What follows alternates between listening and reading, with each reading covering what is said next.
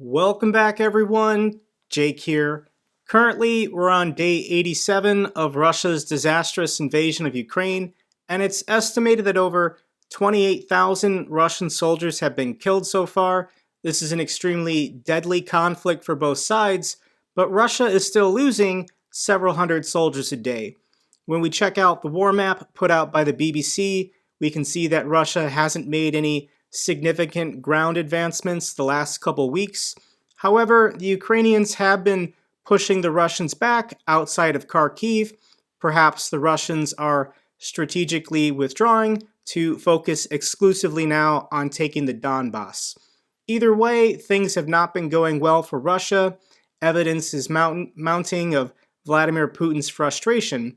Here's an article from Newsweek titled Putin firing senior commanders who performed poorly in Ukraine. Putin has fired senior military commanders who have been considered to have performed poorly during the early stages of the country's invasion of Ukraine. This is according to the British Ministry of Defense. Here's their post on Twitter, and this is what the intelligence report says. Lieutenant General Serhiy Kisel, who commanded the elite First Guard Tank Army, has been suspended for his failure to capture Kharkiv. Vice Admiral Igor Osipov, who commanded Russia's Black Sea Fleet, has also likely been suspended following the sinking of the cruiser Moskva in April. Russia's Chief of the General Staff, Valery Gerasimov, likely remains in his post, but it is unclear whether he retains the confidence of Vladimir Putin. And what this is doing is this is just undermining Russia's own military operations. And this is what they say.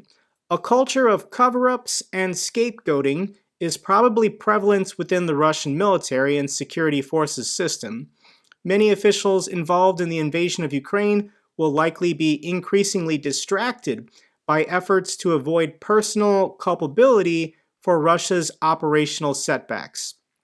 What this means is that when Vladimir Putin is punishing people while they're still fighting the war, everybody is now just trying to save their own ass. So every colonel, every general, every admiral is just looking to avoid blame because they don't want to get disappeared by Vladimir Putin, basically. So the entire structure, the entire culture of the Russian military has to be complete chaos at the moment. Will it get better in the near term? I don't know. Something, though, that the Russian government is looking to do is they're looking to allow people over the age of 40 to join the military. In a sign of Russia's urgent need to bolster its war effort in Ukraine, Parliament said on Friday it would consider a bill to allow Russians over the age of 40 and foreigners over the age of 30 to sign up for their military. Guys, I'm personally 38 years old right now, and I can tell you that rushing in a bunch of 45-year-olds into this conflict in Ukraine probably isn't going to improve Russia's chances. In this video, let's talk about some of the advanced weapon systems that have been delivered to Ukraine, and potentially, are they going to be running out anytime soon?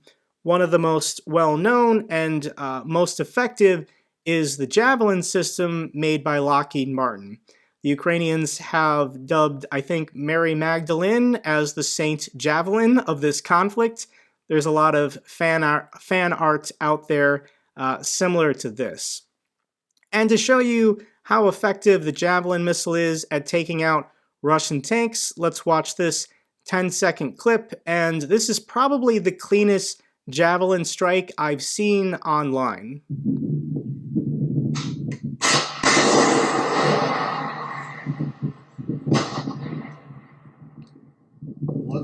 So this Russian tank had to have been less than a mile away.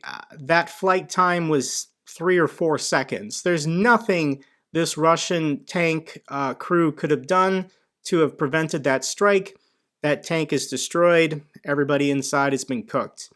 Here's another strike, this one much farther away. Potentially, I'm not 100% sure of the range, but this strike looks like it was probably closer to 2 miles away.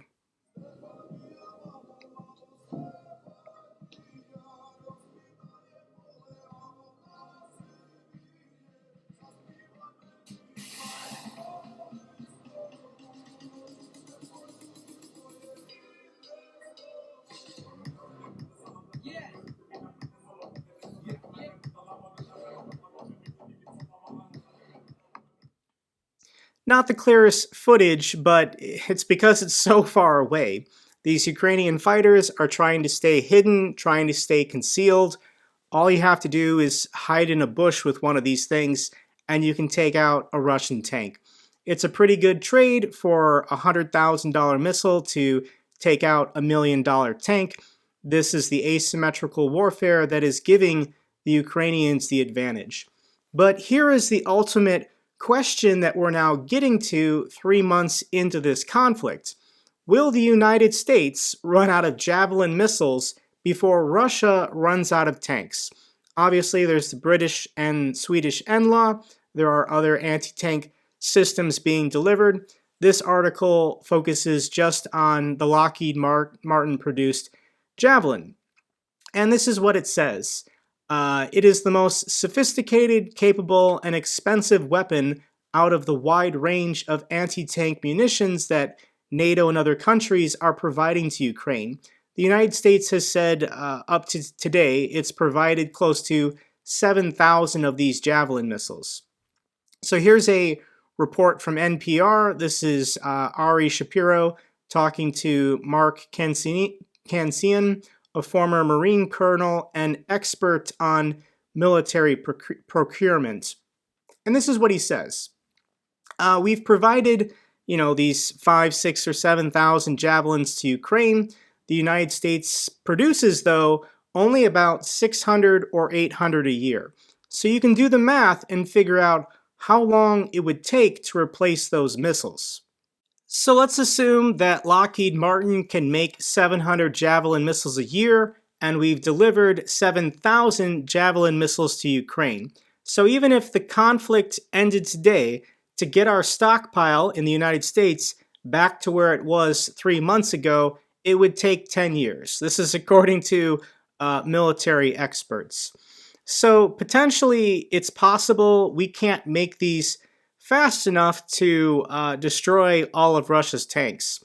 Additionally, we've given the Ukrainians close to a third of our stockpile, and for national security reasons, the United States military potentially doesn't want to give any more. We want to retain the remaining 2/3 as our own strategic reserve in the event the United States gets involved in its own direct conflict. So let's now Google how many Russian tanks are there, and potentially there are 2,800 that are currently deployable, currently operational, with an additional 13,000 armored vehicles. However, Russia has an additional 10,000 tanks and 8,500 armored vehicles in storage. These are probably older Soviet-era equipment, not as sophisticated, not as reliable. But let's start doing the math here. 2,800 operational tanks, and when we look at Ukraine's estimates for how many they've captured or destroyed, they're sitting at 1,200. So they're close to about 40% of Russia's active tank fleet. So these numbers are just mind-blowing to think about, but I'm sure Russia in the last 3 months has been panicking and getting some of these older Soviet-era tanks out of storage in order to get them into the conflict in Ukraine. You still need drivers, you still need operators, you still need bodies, but I don't think Russia is going to run out of equipment before Ukraine runs out of NLAWs and Javelin missiles. So let's quickly address another weapon system that probably also has a problem, and this is the Raytheon-made Stinger. This is why Russian aircraft will not fly low in Ukrainian airspace. This is why the Russian military, even though they would really love to use helicopters more, they're not using helicopters. They don't know where or how many of these Stinger missiles that Ukraine has. But the Raytheon chief warns of delays in replenishing Stinger missile stockpiles. These are even more interesting than Javelins. The CEO of Raytheon Technology told investors Tuesday that the company won't be able to ramp up production of the Stinger missiles until 2023 due to a lack of parts and materials for the weapons. Now, the Stingers have been purchased by countries all over NATO, all over Europe, and they've been giving their surpluses or parts of their stockpiles to the Ukrainians. But this is how infrequently these Stinger missiles have been used. The Department of Defense in the United States hasn't bought a new Stinger missile in about 18 years. So some of the components needed to make new Stinger missiles aren't even commercially available anymore. So less sophisticated, less expensive weapon systems are going to be needed in order to take out all of this Russian armor. And Ukraine does have their own homegrown defense industry, and they've been using something called SCIFs, anti-tank guided missile systems, also called the Stugna Ps. This is a Ukrainian anti-tank guided missile developed by Luch Design Bureau. It's developed and manufactured by a Belarusian design bureau out of Minsk. That seems like a conflict of interest given that Belarus is one of Russia's allies, but they've been putting these Stugna Ps to good use. Here's a really clean video of one of these Stugna Ps in action taking out this personnel truck.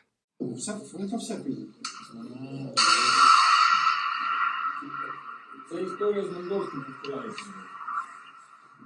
Пішкую полетіла, блядь, ответила. Боже, закривайте. It's pretty good timing, waiting for the driver of the truck to get back into the driver's seat before a direct hit on the engine block, causing the entire truck to explode and catch on fire. And Ukrainians have been prioritizing mobility and speed over maybe defensive protection. Here are some pretty wild pictures of these Stugna Ps mounted on the back of these dune buggies.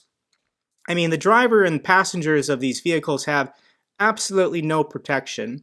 However, they do have the ability to get through the forests, get through the mud, get through the fields, and all they're trying to do is a quick strike, and then they get out of there, take out one or two vehicles, and then fall back to friendly territory. Ukrainians have also just proven to be very innovative in countering Russian advances. Here's an interesting article about commander in Ukraine wants quiet electric bikes for his sniper teams. So they've been requesting and building these electric vehicles so that they can more easily sneak up on Russian enemy positions. These electric bikes are called the Elite Atom, and they've been commissioned by the Ukrainian Armed Forces for manufacture and delivery. They look pretty cool, and if I was a Ukrainian sniper, I definitely would want a silent vehicle that I could quickly hop on and silently get around my enemy. And potentially the best low-cost weapon that probably Ukraine wants and needs the most right now would be a simple quadcopter capable of dropping mortar rounds. How exactly does a device such as this work? Here is a video demonstrating how mortar rounds can be dropped from a quadcopter. This is a company in the Netherlands, apparently, that has created a drum magazine holding these mortar bombs that Ukrainians ideally have plenty of. This is a prototype that apparently they were demonstrating for that could be in use by now.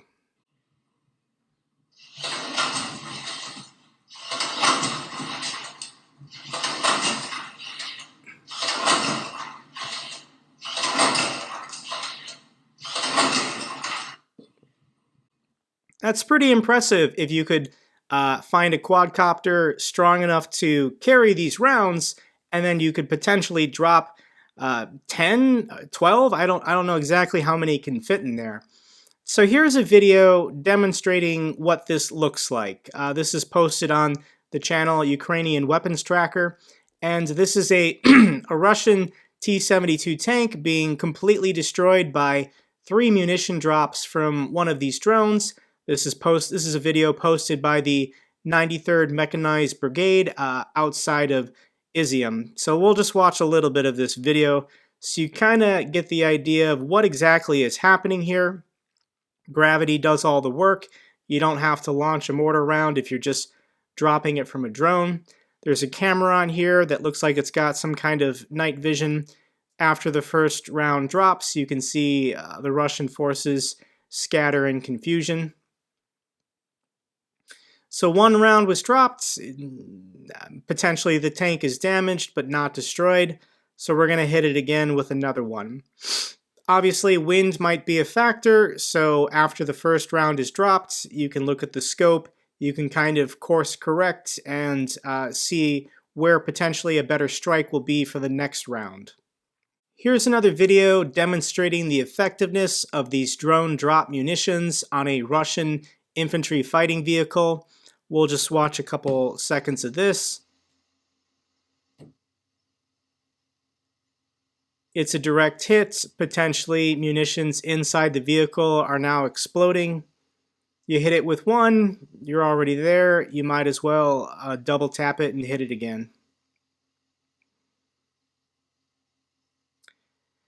And that's the end of that vehicle.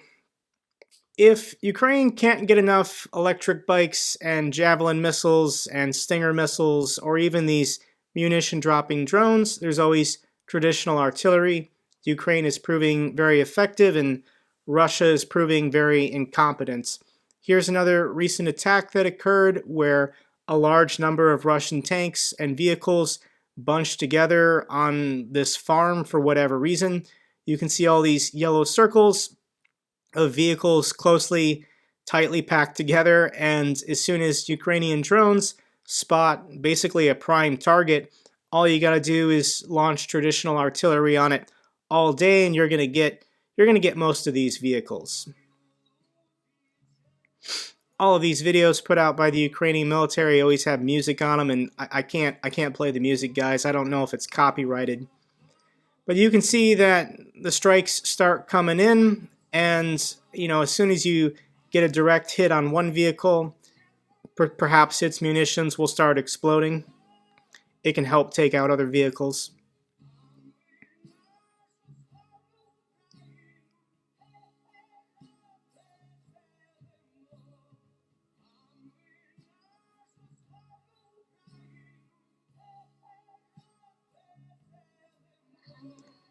So we got a pretty major fire burning on this this building, whatever kind of building this was. Maybe this was some kind of large industrial farm or something.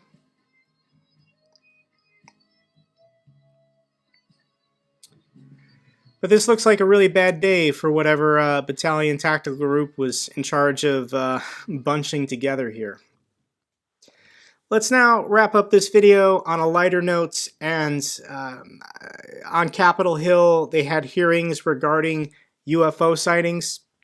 These don't really reveal any useful information and they've kind of become a joke, but potentially an explanation for what these UFOs are in the sky is they're exploding Russian turrets. I really enjoyed seeing this meme online, and these T-72 tanks with their 5-ton turrets popping off in the sky when all the munitions inside the tank ultimately explode. This has become a pretty fun meme online. Russian tank enters Olympic turret tossing contest. I'll link this down below, but here's another decent video of a Russian turret popping off one of their tanks. You can see it's right here. Launches pretty high into the sky before finally falling back down.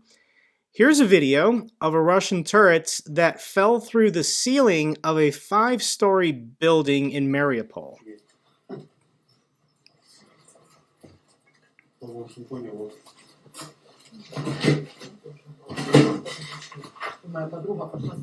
There's only one way it got there.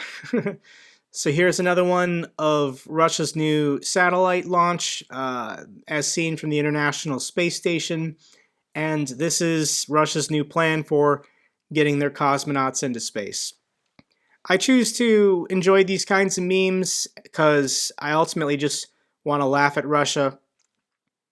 When you're a bully and you just seek power and attention, laughing at a bully is the best way to humiliate and undermine them. so that potentially, other people won't be as intimidated by them as well. That's all for this update video. If you found it informative, give me a thumbs up. Really helps out with the algorithm. If you know something I don't or have any comments or questions, let me know down below. I love hearing from you guys. Till the next update video, take care, be safe.